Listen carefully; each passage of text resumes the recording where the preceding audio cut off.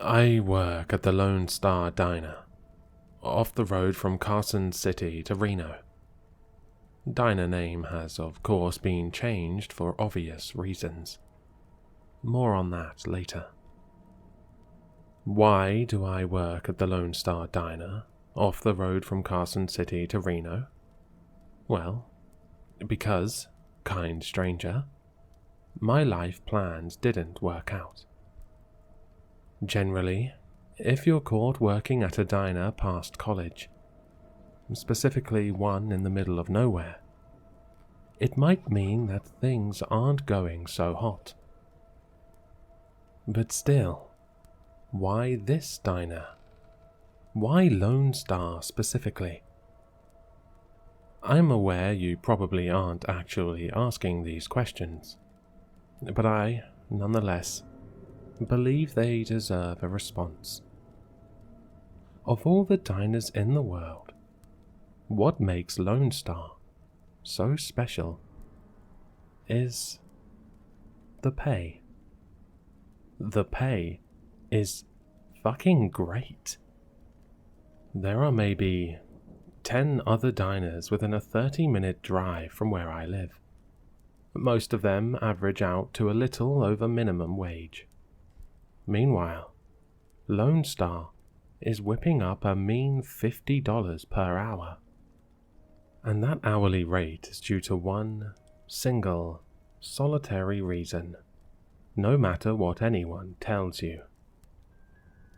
Because of him.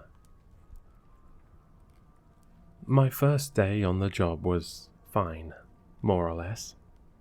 I'd worked customer service before, so I felt like I could run with the strange surprises that came unique to diners. I was able to adapt to the inconsistency of the rules pretty quickly. Unwritten rules like some areas in the restaurant need to be spotless at all times. Others, boss lady couldn't give less of a shit about. Serve customers quickly, but not too quickly, asshole. Customers here don't actually like it when you show up too fast. Give them some time to feel the floor under their boots, to miserably stare ahead, and mourn what could have been. You know, diner stuff. They're here because they want to be alone. Pardon the contradiction. Of course, vaguely defined, whispered only by ghosts rules, extended to the cooks as well. If you were, somehow, secretly celebrity chef Marco Pierre White, in the flesh, your mandate was to keep your damn prowess to yourself. Your job is to make the classics as decently as possible. Not bad, but not amazing. Just poor enough to be really good. That's what the customers are here for. As the weeks unfolded, I rose, or, I suppose, crouched to the occasion quite well. You want intentional, pinpoint precision mediocrity. You've come to the right person. Most of the patrons just wanted coffee and brunch, brought to them at medium speed, with a semi-predictable cadence of waiter or waitress check-ins afterwards. Done, done, and done. Not one for subtlety. One day I finally decided to ask my boss the question in the middle of a shift. I didn't want to ruin a good thing by doubting it, but fuck me if I wasn't a little curious. Not a full look at the gift horse's mouth, more of a skeptical side-eye. Why $50 an hour? She didn't even look up from her task at the register, methodically counting out bills. Said it on your first day. You gotta be good at following the rules. And when it's an important rule, you better be damn well perfect. High expectations here." I made a face. Right. High expectations. You think I'm joking? No, ma'am. I guess... I just... Why did I even speak up? I just think you're running a really cool operation here. Cooler than you might realize. It's still work, but the whole thing seems fair. Christ, my waffling skills were abysmal. Add that to the list of intentional mediocrity. Booyah. She looked up from her duties and shot me a stern look. I don't run this ship, and following the rules here means that you take care of yourself. I'm sorry? I am your employer, sure, and I'll pay you well to be here, sure. But you should be aware, there is plenty more going on here than just you and this diner. She glanced down at her watch, then sighed. I usually save this speech for the end of the month, but you already caught me halfway through it. So, the Cole's notes. If you don't think you have it in you to follow instructions clearly, without protest, and without asking too many questions, then you should leave. Quit. No harm, no foul. A week's worth of pay on the house. The conversation sputtered shortly after that. I tried to find an opening to ask more about what she meant, but she was closed off to the topic moving forward. And you know what? That was fine. If she wanted me to put my head down and just do the work, I could do that. And work I did. And things were good. Mundane small talk with the customers was fun. My co-workers were friendly. And I was getting paid well. I'd found a place to park the failures of my life. A place to build from. It must have been a Saturday, I think, when I noticed him. An occupied seat in the far corner of the diner. No idea how long he'd been sitting there and waiting, though he certainly looked patient. I had the strange inkling that he'd been left hanging for quite some time, though I couldn't actually remember seeing him enter. Brown corduroy shirt, short hair, mid-50s it seemed. A reasonably calm smile. Normal-looking dude. I started making my way out from the back and headed towards him. Immediately, I felt a tight grip on my arm. It was Melanie, my boss, with a forceful clutch, enough to make me drop my notepad. Her fingers tightened around my forearm, sharply pinching my skin. "Important rules," she said. "What?" "You remember our chat about the rules? Well, this is the most important one. Okay?" Okay? That man, over there, in the corner."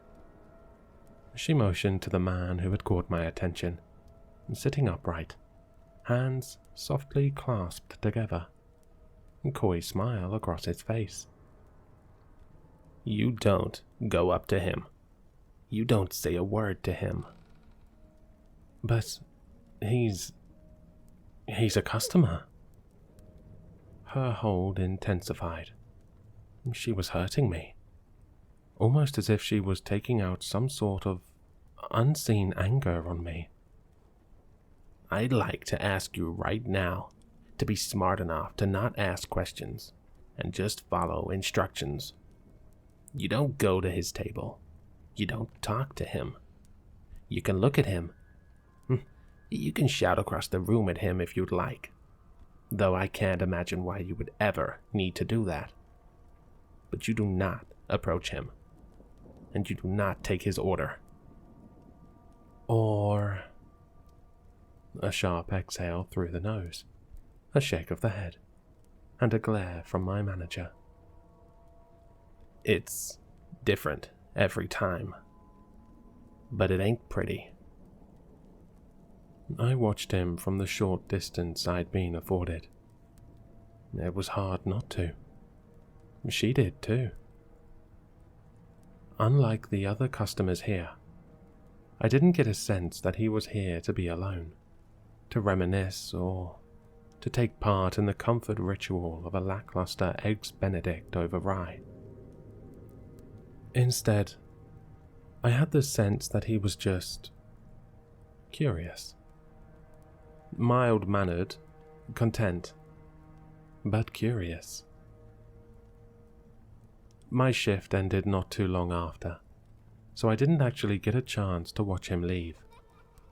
Regardless, the experience of seeing him and learning about the rule he was connected to left a bizarre, dampening feeling on my mood.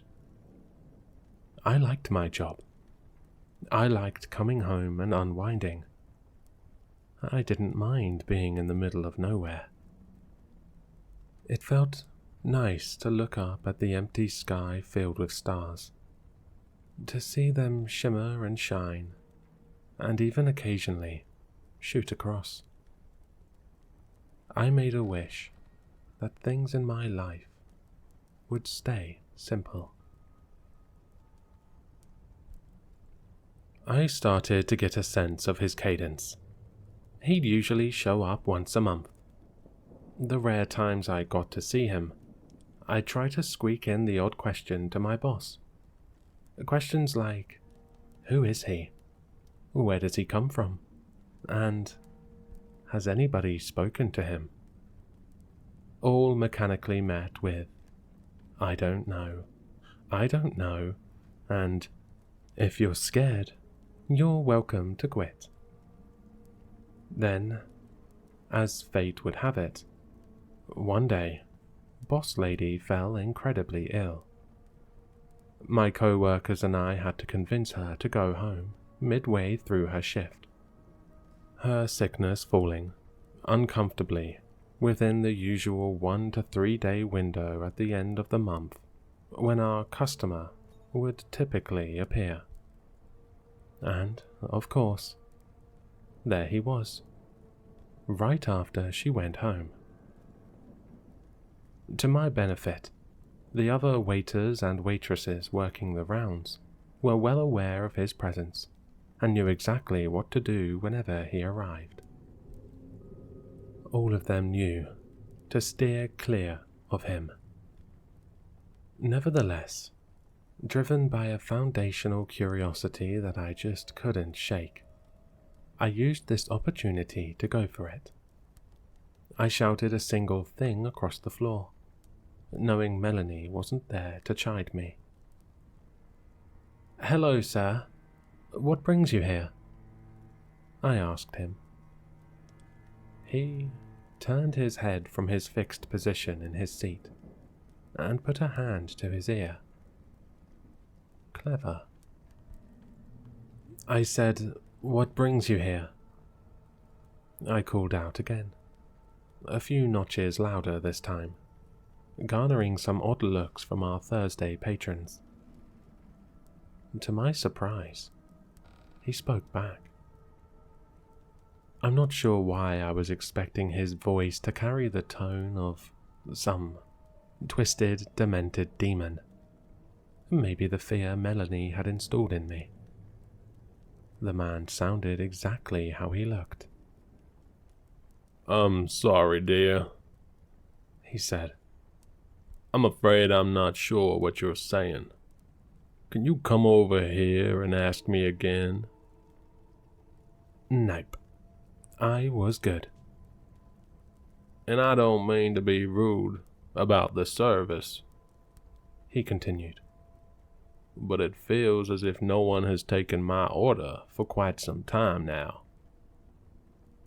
I let the exchange end there, diverting my attention back to the other guests. As always, he'd eventually disappear without fanfare, without the clatter of the entrance bell, or any sight or sound of his steps across the diner floor. Our backroom conversations about him remaining dreadfully short while he was there. Just, he's here, and he's gone. And the odd, when we really needed to say it. I feel really weird about this. It took me a while to understand where my brazenness to address this strange middle-aged man came from. In truth, I was just afraid his presence and all the questions tied to his being at our diner were disrupting the otherwise great arrangement that I felt I had. It seemed right, in the moment, to stand at the very edge of my bravery and say something to him. Of course, now that he was gone, I just felt worse. The next week, I was invited to something pretty interesting at work. I generally have a good amount of visibility into what Melanie, boss lady, does on a daily basis. The only element that remained elusive was her bi-weekly check-in with a particularly sharp-dressed agent-looking fella. There was a pretty consistent presence of state troopers, agents, and similarly uniformed men and women dropping into the diner, though I seldom paid it mind beyond simply noticing it. Midway through wiping down the tables, only an hour or so into my shift, Mel swung by and said, "Hey, weren't you in the meeting with the big boss, if you have a few?" The big boss? Sure. Yeah, coming. Just, if you don't mind me asking, who is... She let her eyes speak her unwritten rules to me. Questions equals generally bad. Thank you for the reminder, ma'am. We maneuvered to a back room and sat at a table. Across from us, already seated, was a man in a sharply tailored suit, with a subtle earpiece in the aforementioned agent. The table was littered with a small, messy stack of notes, papers, and documents. He made it a point to size me up, staring me down, uninterrupted, like a deer to headlights. No concern at all about how awkward he was making it for me. Then he turned to Melanie. "How long she been here?" he asked her in his gruff western drawl. 6 months, she said. "You trust her?" "I trust her, yes." He let his eyebrows say, "If you say so," then went on with it.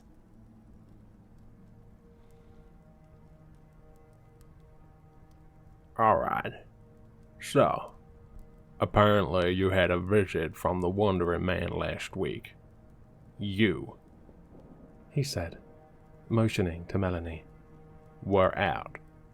But you," attention now shifted to me, "weren't. Give me the lowdown." The Wandering Man?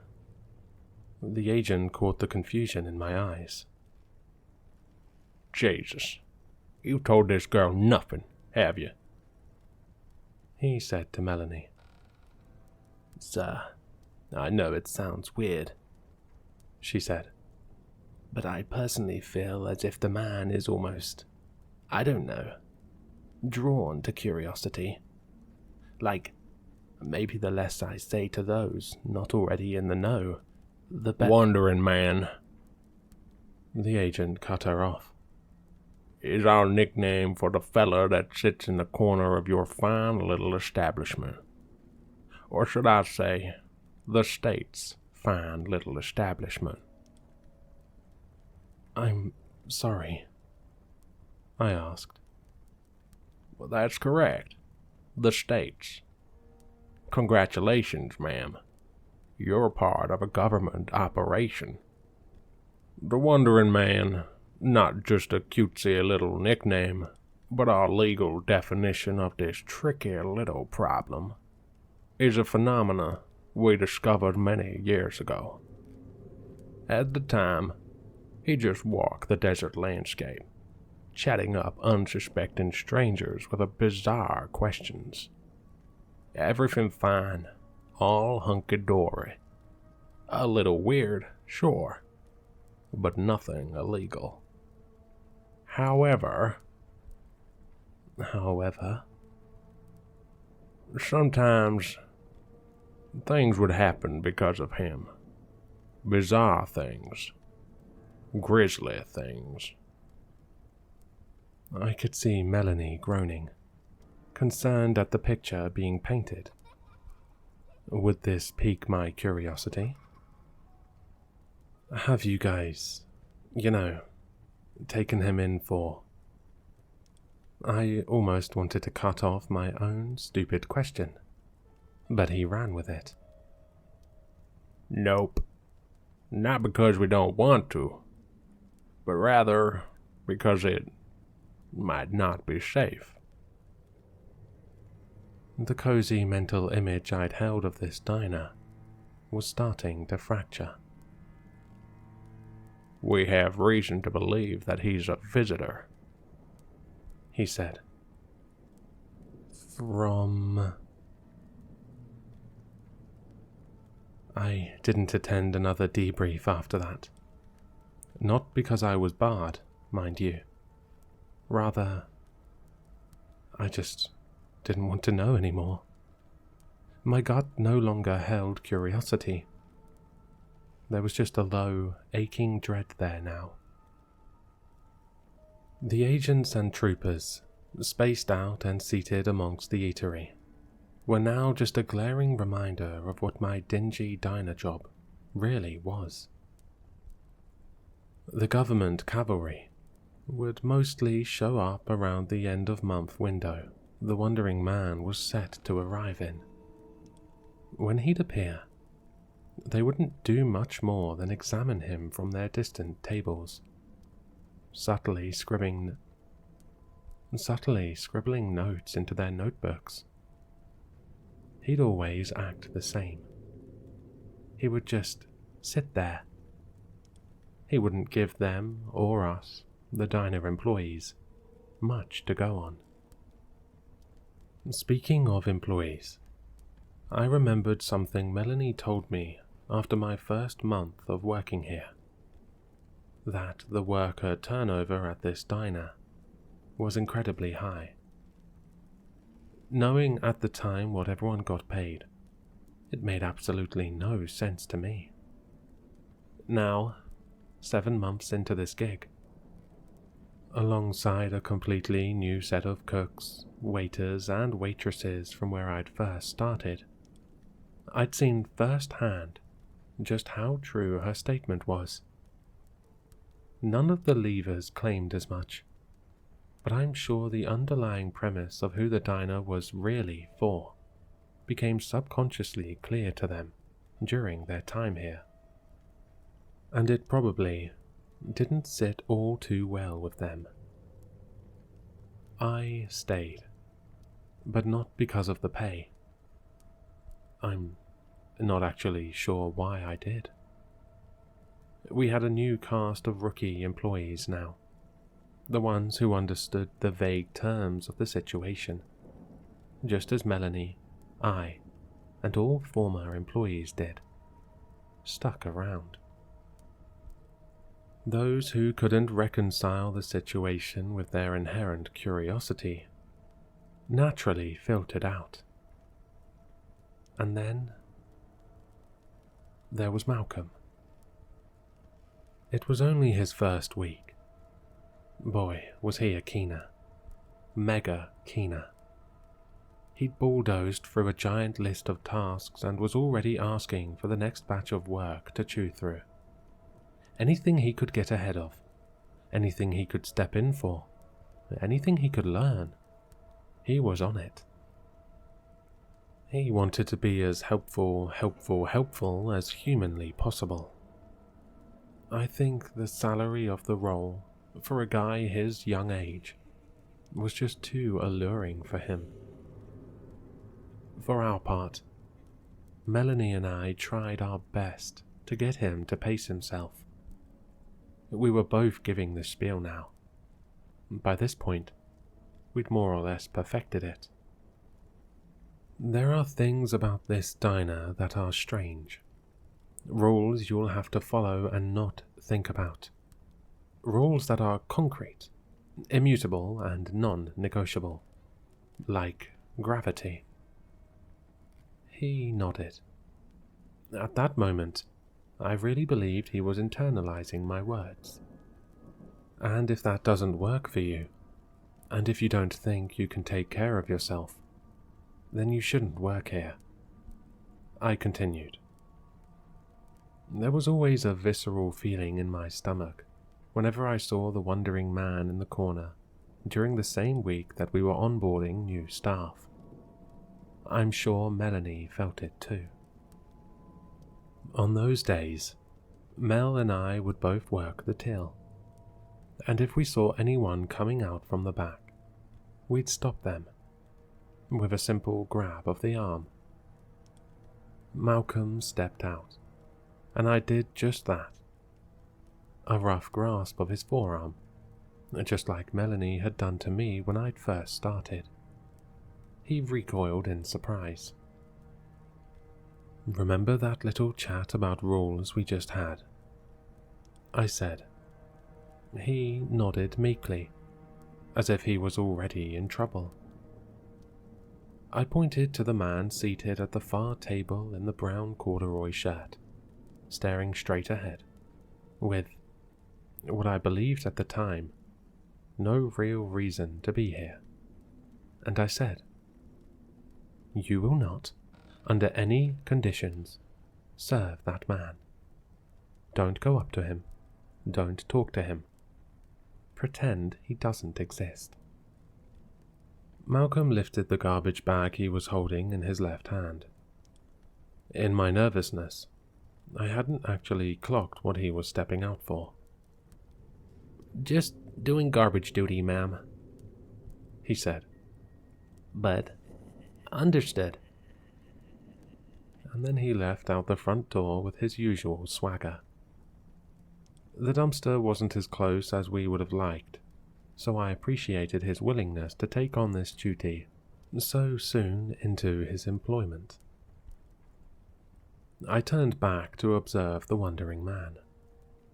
We had a crowd of agents in attendance that day, scattered about the restaurant. The man wasn't one to speak up often. Today was an interesting exception. "Officers," he said, "if you have any questions, feel free to join me at the table to ask them." The agents around the room reacted mainly with snickers. "Seriously, if you come sit with me, I'll be happy to spill it all. Truly." Even more laughs, but no one bit. And yet, he continued, pointedly. "I know you're curious. I know you take your notes. I know you talk about me. I know you built this establishment for me. I know you." As I reconciled the fact that this was the most words I'd ever heard him string together in succession, I heard the chime of the bell. A door had opened. Malcolm was dusting his hands as he entered through the diner's side door, a door which was situated right beside the table the wandering man was seated at. It all happened so fast, and yet it played out in front of me excruciatingly slowly, as if there was a moment, a single solitary second, where I could have stepped in. The wandering man dropped any pretext of an exchange with the agents, stopping his sentence midway and adopting a completely new demeanor. He played the role of a low, miserable, tired man and said, 30 visits. Terrible service every time. In a pathetic tone, just as Malcolm walked by. Malcolm instinctively plucked a notepad out from his chest pocket and turned his head to face the man. Hey, I got you, Chief. I can have him ring something up for you. What do you... And then Malcolm froze in place, and the wandering man's expression turned Cheshire cat wide. His neck alternated between tensing and fluttering with what seemed to be undeniable excitement. The man started getting up from the table, and then, immediately, both of them were gone. Malcolm and the Wanderer had vanished out of existence entirely. The insanity of the moment was interrupted by the coded language I heard blared over a megaphone. Nonsensical agent speak that has been seared into my memory forever. Alert level black. Wandering target has compromised a civilian. I repeat, civilian has been compromised. And that was that. Melanie quit in the days after. She wasn't mad at me. She told me she always knew she'd leave after the 10th disappearance. Why that specific milestone was required, I have no clue. All I could do from that point was continue to work. On my commutes home, or during lunch breaks, I would look up at the stars and put out the wish that Malcolm be brought back home, back from wherever he'd been taken. The debrief with the agents brought me no solace. The exchange with them was simple and short. Where was he taken to? Answered with, he's gone now. With a perpetual dagger in my soul now, I had only the smallest of silver linings, if you can even call it that. A lesson. The lesson that I needed to be even more watchful, even more diligent, and on days when the wandering man was visiting, the only server at the diner. No exceptions. I knew the agents weren't happy about that. None of them said it to me explicitly, but I could tell that they would learn something new about him every time he whisked someone away after a mistake was made. It was a weird Darwinian setup they had created. We were a zoo they could use to learn more about a specific animal, a specific entity, a specific visitor. No dice. They'd just have to watch him sit now, or wait for him to do something different. I waited for the 3-day stretch at the end of the month that he usually appears in. Things were quiet up until that point. When he finally showed up, it wasn't what I expected. For the first time ever, I saw the wandering man walk right through the front door. In the dead of night, at the tail end of my shift. I was at the till, paralyzed, as he took step after step to close the distance. And then, he was right there, standing in front of me. And I was sure, absolutely sure, that I was going to die. "Don't worry. I have my own little set of rules I play by," he said. I didn't say a word. This was no man's land right now. "I know you've been curious about me. I've admired it from the moment you first spoke up to address me. Cautious curiosity is a great thing to see in someone, especially in such a reckless species." Please, just go." "I'd like to answer a question about why I'm visiting. I'm sure you'd like to know why I'm here, right?" "I'm not curious anymore. I swear I'm not." He laughed. "The answer is really painfully simple. This little game, this little charade I'm playing, it is just so unbelievably fun." "Please don't kill me. Please don't kill me." "You truly have a wonderful planet. I will return again soon. Promise. Give me a month, maybe 2 this time." A sincere, kind smile delivered with kind eyes. "I'll come back with a new game." And then he was gone. It took me a minute to realize that there was a cake box sitting on the counter beside me. Maybe it was there the whole time he was speaking to me. Maybe it materialized right after he left. I opened the box to find Malcolm's severed head, a blank expression on his face, sitting on a bed of poorly and confusingly organized flowers, almost as if there was an intention to create a floral arrangement, but no understanding of what something like that would look like. On top of the horrific display, written in almost childlike handwriting, was a note that read, "I brought him back, just like you wished." The worst thing about being trapped at a diner in the middle of nowhere is that you realize that there really is nowhere else to run to. Every single part of our planet is blanketed by stars, by open sky. Someone could drop in at any time.